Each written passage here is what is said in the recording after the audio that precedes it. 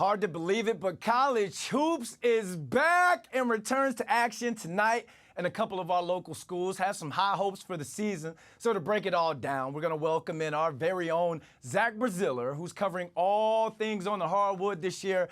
Zach, I'm still on football season, man, but it's crazy. Basketball season is back. Let's start with St. John's. Can Mike Anderson and the Johnnies compete for a Big East title this year?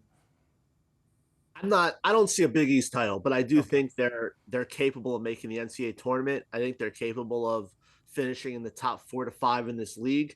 I think it's important they do so. You know, they haven't made the main draw of the tournament since 2015. They returned, Posh Alexander, one of the best guards in the league. They added 2 big transfers, and Andre Curbelo from Illinois and David Jones from DePaul. So I believe the talent is there.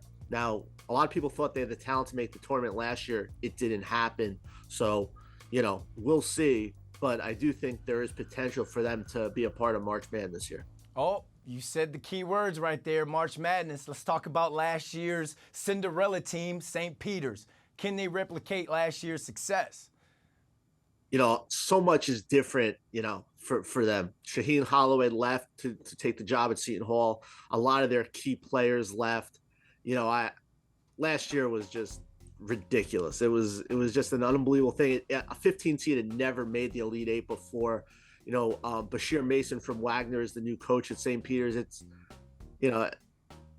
replicating that's going to be impossible. It's more about, kind of building a sustainable program and, developing a winner. And I think he will in time. It's just not going to happen overnight.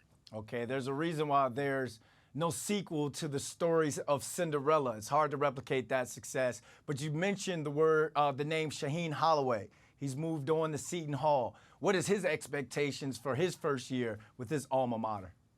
I think realistic expectations are to be in the NCAA tournament mix and to get into the NCAA tournament. He did bring one of the stars from St. Peter's, Casey and Defo, with him to Seton Hall. They returned some quality players, Kadari Richmond, Tyrese Samuel. They were picked 7th in the Big East. I think finishing around there is fair.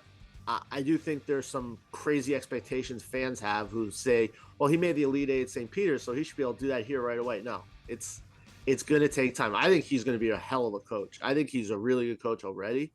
I think he's going to, really bring that program back to national prominence, kind of picking up where Kevin Willard left off. But I do think it's going to take some time. It's not going to happen right away, just like Bashir Mason at St. Peter's. Zach, this is New York City. There's no such thing as crazy expectations. All right, man, thanks for joining us. I'm sure we're going to be talking to you more soon now that college hoops is back.